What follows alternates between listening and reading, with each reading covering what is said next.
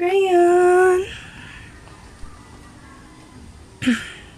Luwi na kay Crayon. Kailangan gini siya palitan atong sabon. Luwi na kayo! Hello everyone, so this video will be about how we rescued my pet Crayon, our golden retriever, from her new owner, because if you can see, she already has skin diseases and also is already malnourished.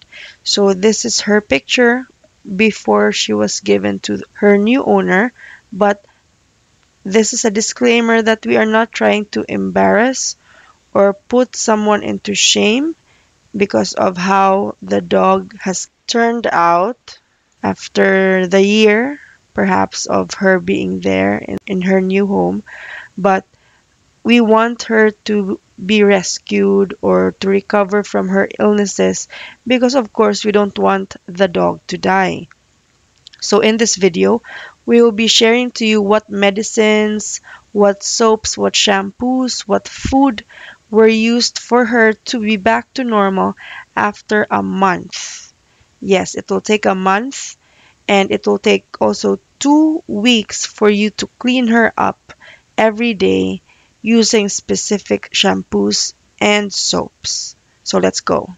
Hi Marge, I want to send all these meds to you. I will explain later how you will apply and everything. So yeah, you can start healing the dog. Hello again Marge. Mauni siya ang sabon, miconazole. Maugid ni siyang antifungal, antibacterial para sa iyang skin. Sa guli lang og apple cider vinegar ang iyang water. Something like murag maghimo kag swimming pool para niya. Para mahumol siya, good for like 15 minutes with this sabon. I-lather gid nimo. Okay, i-lather gid nimo nga sabon. Please, it's full bottle. Okay, it's available also in Lazada kung mahurot ni, okay? And also, this is from Korea, or I don't know, yeah. I use this for the pets nga hugaw, diri sa among subdivision nga nalimpyo gyud, antimicrobial spray. So after giving them a shower with this, imo silang i-towel dry, then sprayhan nimo ani. Okay, sprayhan nimo ani because this is anti all the skin that is like what I saw in the video sa imuhang iro. Okay, so ispray nimo siya. And kani siya kay daot kay siya, there's something wrong probably sa iyang digestion. I don't know what kind of food gipakaon sa dog. So this is a probiotic and vitamin. Isagol nimo siya sa food. Okay, let's continue about the probiotic. Imo lang ni siyang ibudbud sa iyang pagkaon once a day. I will give you 7, good for 7 days. At least makorek ang iyang digestion system. So naa siya better absorption sa mga nutrients sa iyang food. Mao na. I'm sure bituko na siya. But the way nga na siya mange, bituko na siya. So imo na siyang imong i-deworm. Okay? But kabaw na kaan. Marge, last but not the least, kaning nano silver. Ako lang gibalhin og spray bottle, amber bottle. It needs amber bottle, di siya pwedeng puti kay di siya mo work kung masilayan siya ng araw. So yeah, this is nano silver, the same as that. I-spray nimo siya sa maybe 3 times a day sa iyahang mga kagid-kagid. Pwede sa di mo siya paimnon ani, like as in half a bottle you can, pero di pwede ang stainless steel nga pagkaunan kay dili mo effect ang silver. So mao ni siya ang ipainom nimo niya. Taga-anti-kag syringe para ipainom nimo ani niya. But ispray sa nimo siya iyang dunggan, sa iyang agtang, sa mga samad-samad niya sa iyahang problem areas. Okay? All right. By the way, apila na ko og kanang Megaderm. Mapalit ni siya sa CVD sa Ramos, but I have very few left. Kang isa man ni siya god pang panindot sa skin. Kanang more than 10 kg, like ipuga lang nimo sa iyang baba. 1 dosage per day.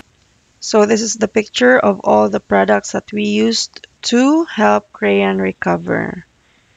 So mo ni siya ron. This is already after a few days of her being treated with the medicine and also being given, food, enough nutrition. Make sure you give vegetables, carbohydrates like rice, and also protein. So, muna ni si Crayon run after more than 1 month of taking good care of her. She has already recovered almost 80 to 90%. Okay na iyahang balhibo. Sige, nagtubo. Kayan. Uy! Oh, magpahapit na daw sila. Kanina lang iyang problem kana siya. Gamay na lang. O diha. Iyang ikog po di ay iyang ikog. But so far, tibok lawas niya. Nanubo niyang balhibo. Hangin is so fresh.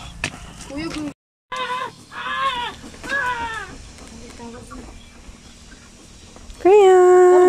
Aray! Kaya. Karo panangid do. Hugot lagi na. Ring ba o. Ayo si nanay si mama ni kuat panangiring. Kay tugot ni nanay. Katong iyang sama diri wala na. Iyang ears wala na kagid. Clean. You're very clean now. Oo sa di. Ganayo ako ni daddy. Papunta na office. Mama. Need pa siya og weight, more weight. So since she's already cured sa iyang skin and fur, she's already given bath once a week. But when she was still having skin diseases, she was given a bath every day.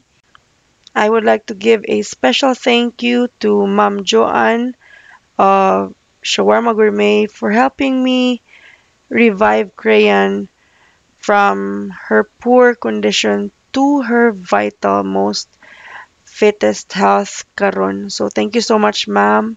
I'm really grateful for your support sa medication, sa shampoo. Thank you so much for being so supportive in this journey to revive Crayon, our golden retriever.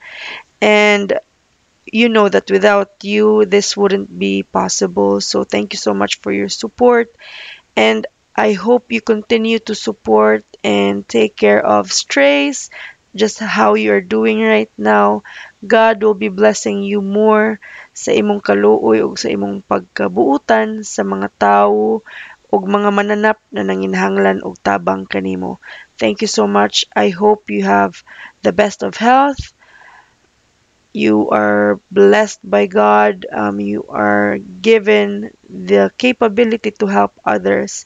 So I hope daghan pa kag matabangan in the future. Thank you so much for everything. God bless you, and thank you so much for those who are watching this video. I hope you can share this one to share awareness and also to help those who would like to help revive and rescue dogs, cats, and any animals. Thank you so much, everyone. God bless and take care.